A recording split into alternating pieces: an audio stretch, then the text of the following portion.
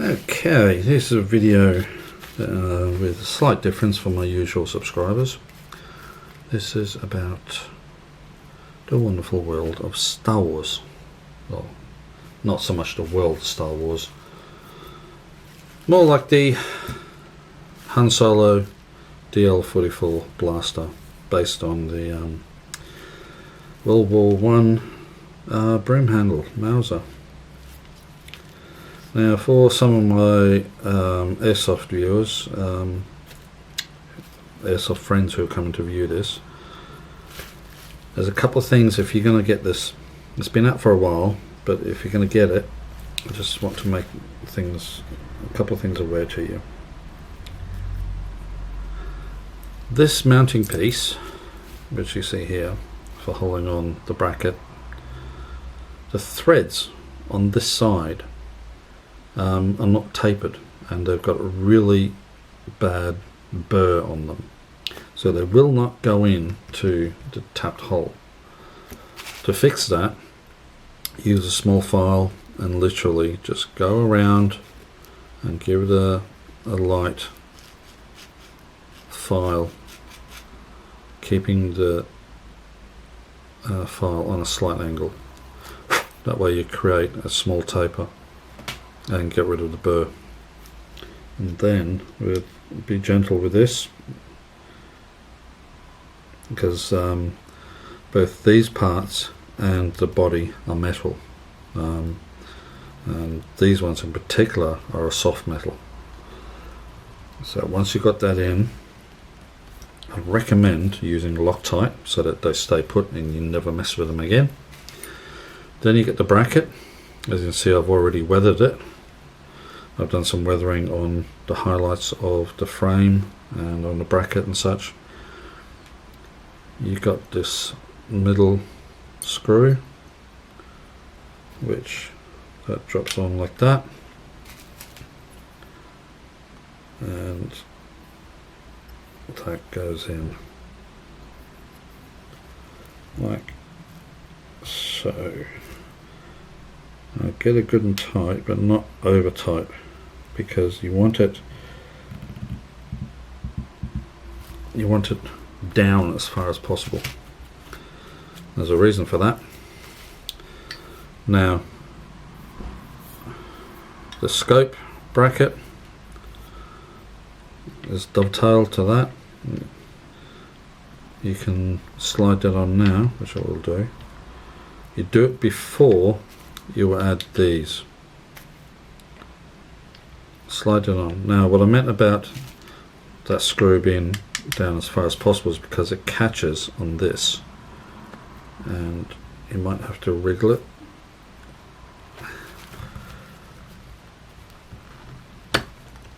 Until it pops into the middle. So that's got to be perfectly aligned either side, and that Phillips head screw is now down there.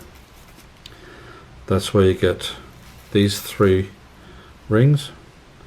Now that one, which is countersunk in the middle, that goes in the middle.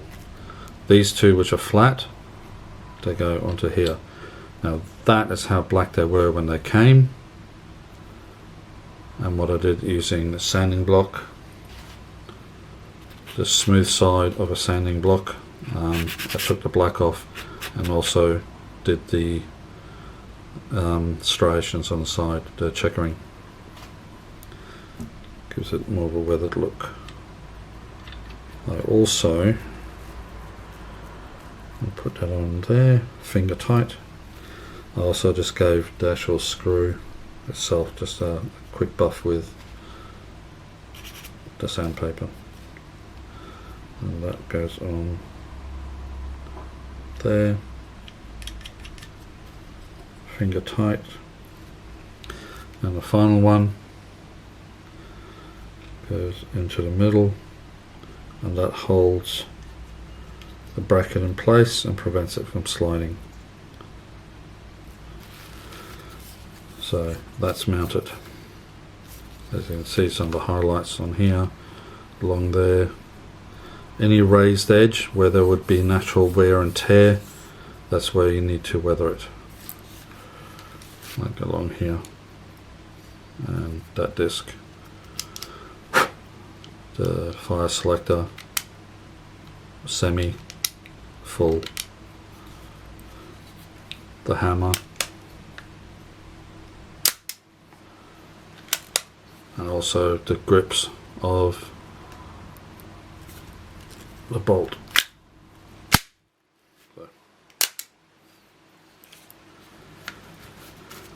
Now, the front muzzle, again, this was just a gloss black, like I mean as black as that, and I attacked it with this, basically going along with the direction of the grooves and here, and then basically giving it a good old brush. For example, see that hole just there, it's kind of still a little black.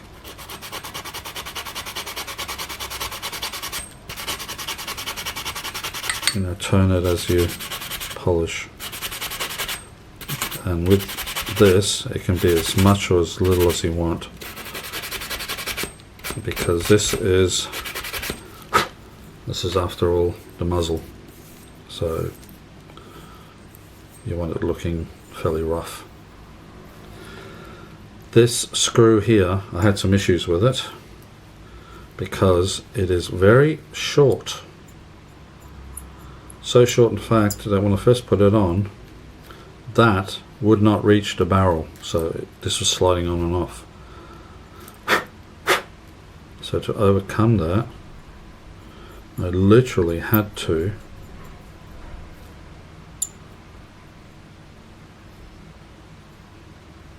tighten it quite a lot, and once I tighten it quite hard, it will actually mark the barrel. So what I did is I got the file, this file, and I literally just took off the surface just to flatten it just a little bit, to give it a little bit of a ridge for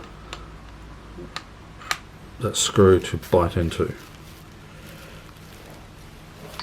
Let's hold this level.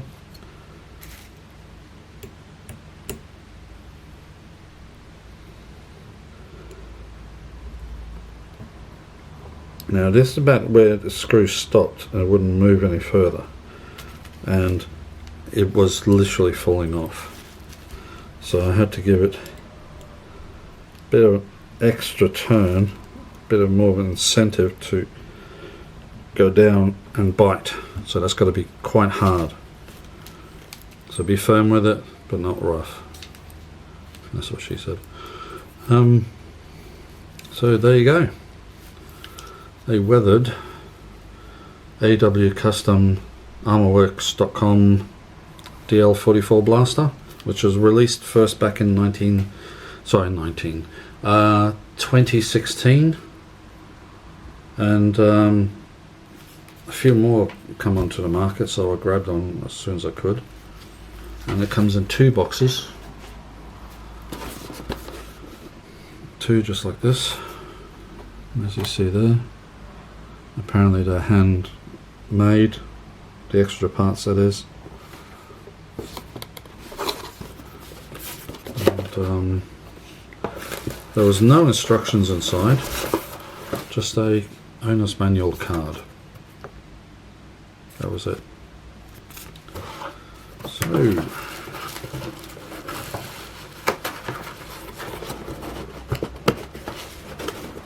there you go, people. Han Solo's DL-44 blaster. It's got a tiny magazine, and at on semi-auto you can probably get about 2 magazines worth, maybe 2.5, with about 10 rounds in each mag. But on full auto you'd be lucky to get 2. And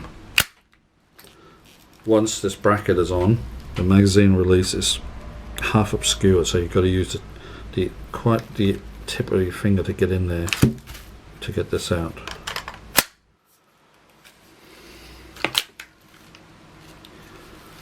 Now the bolt locks back when the magazine's empty, and release that,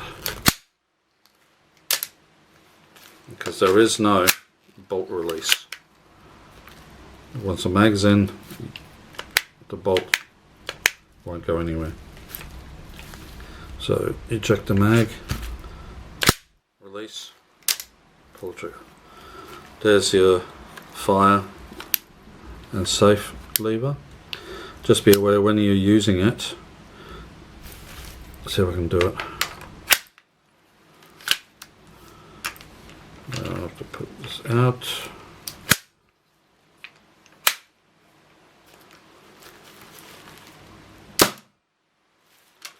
Right. If for any reason the safety is moved forward even just a little bit, like if your thumb is here and for some reason you just knock it just up just a little bit, it doesn't fire enough. It literally light strikes the magazine. The hammer strike on the magazine is very, very light, and it will fail to cycle and fail to shoot. Oops, hang on, I forgot. This is kind of annoying. Let's see if this just up just a little bit. Nothing.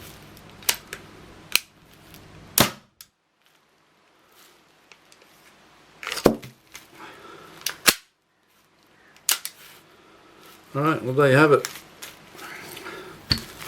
Han Solo DL-44 blaster from Star Wars. The next video on this will be about the grips, because I've ordered some genuine wood grips to replace the plastic ones. So there will be part 2 coming to this apparently, as soon as I can get around to making it. Alright, thanks for watching. Right, you don't think I'd let you go without a test shot. There she is. 10 rounds. Safety off.